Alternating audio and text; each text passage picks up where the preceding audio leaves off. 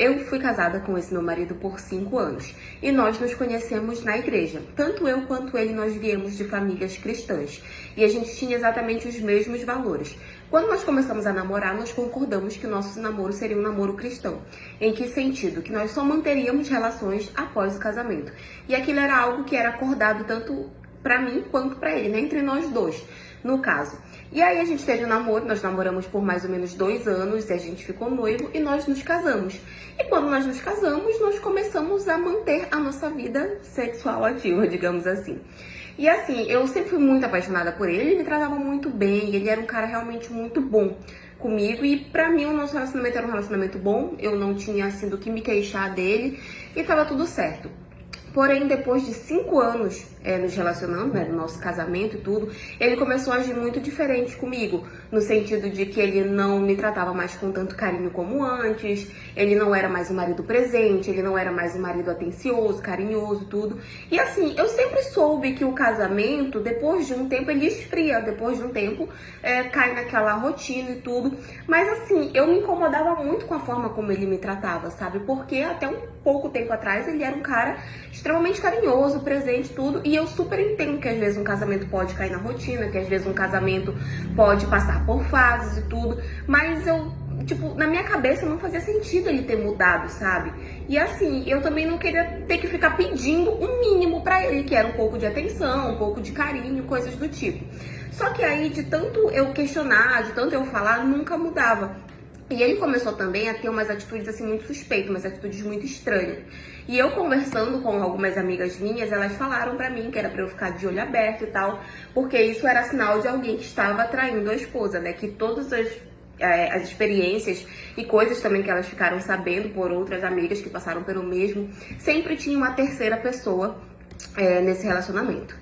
Pois bem, eu comecei a pensar que de fato ele tivesse sim uma outra pessoa. E comecei a observar muito ele, observar tipo as coisas que ele fazia, os lugares que ele ia e tudo, pra ver se de fato ele tinha alguém. No celular dele eu nunca encontrava nada, então realmente eu tinha que ficar atenta aos sinais, digamos assim.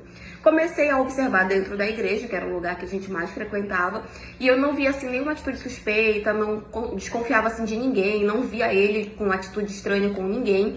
E assim, o meu marido, ele era professor de universidade, né, de faculdade. E aí eu comecei a cogitar a possibilidade de que fosse alguém, talvez, da faculdade, né? E aí eu comecei a frequentar mais, digamos assim, esse trabalho dele. No sentido de que às vezes eu aparecia lá no final do dia pra pegar ele e tal. Comecei ali a tentar me inserir naquele meio, claro, sem atrapalhar o trabalho dele de fato, sempre que eu podia pra ver se eu desconfiava de alguém, de alguma coisa. Só que eu nunca via ele falando com ninguém, ele nunca tinha me apresentado nenhuma colega de trabalho dele e tudo. Ele só me apresentou uma pessoa e era outro professor da faculdade. Só que assim, nunca passou pela minha cabeça, né? Eu fiquei tão atenta em procurar outras mulheres que a verdadeira amante dele estava ali na minha frente e eu, sabe, achava super normal a amizade, porque enfim, homem com homem são amigos, mulher com mulher são amigas, então a gente nunca desconfia disso, né? A gente pensa o contrário, mas nunca pensa nisso.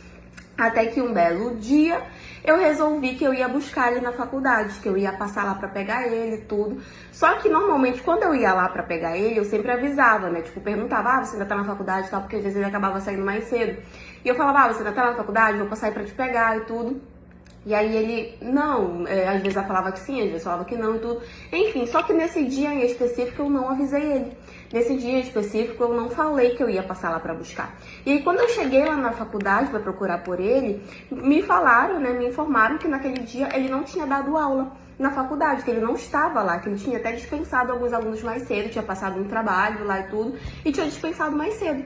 E aí eu achei meio estranho, né, tudo. E aí eu fui pra casa achando que ele já estava em casa. Só que quando eu cheguei em casa, ele não estava. E aí eu mandei uma mensagem pra ele perguntando aonde é que ele estava. E ele me respondeu falando que estava na faculdade dando aula. Na hora eu entendi que ele estava mentindo pra mim, que ele estava em algum lugar que eu não poderia saber e que eu deveria, né, dar um jeito de descobrir. Voltei na faculdade de novo pra procurar, ver se alguém sabia de alguma coisa e tudo.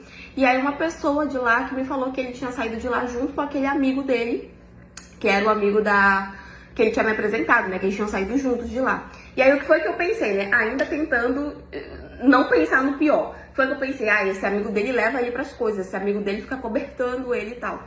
E aí eu falei assim, é porque eu tô precisando falar com ele e tal, com muita urgência e tudo, não tô conseguindo.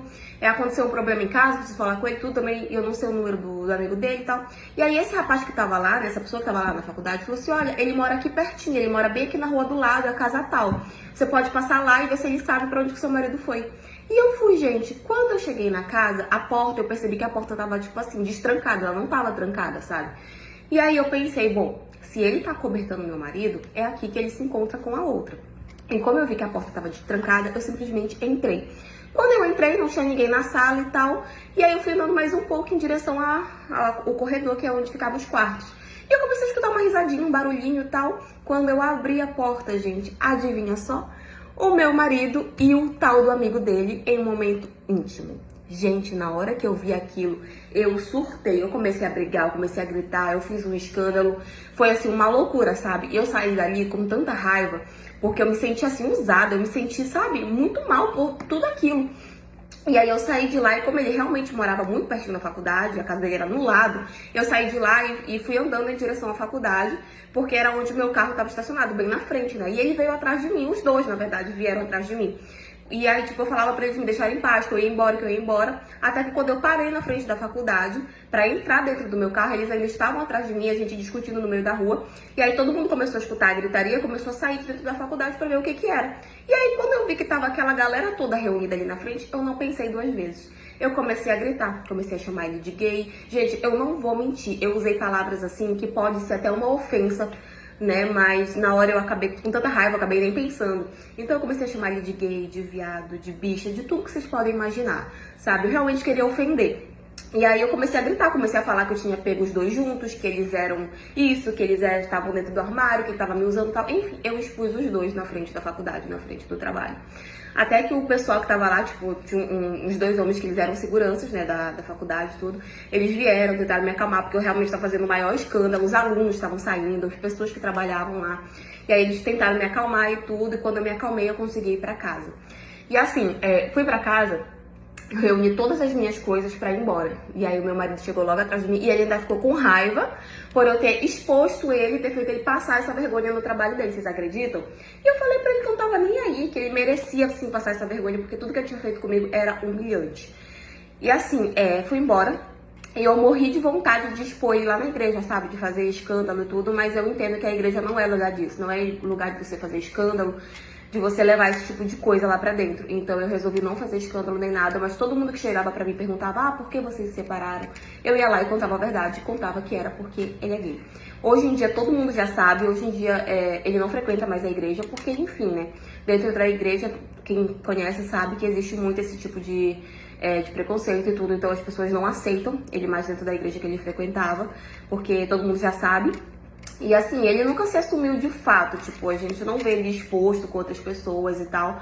Mas hoje em dia todo mundo sabe, eu consegui me separar. É claro que eu sofri muito, mas hoje em dia ele ainda tem a cara de pau de espalhar por aí que eu fiz ele passar vergonha, que eu não respeitei ele e tal. Sendo que ele me faltou com respeito primeiro, né? Mas enfim, essa é a história de hoje. E foi isso.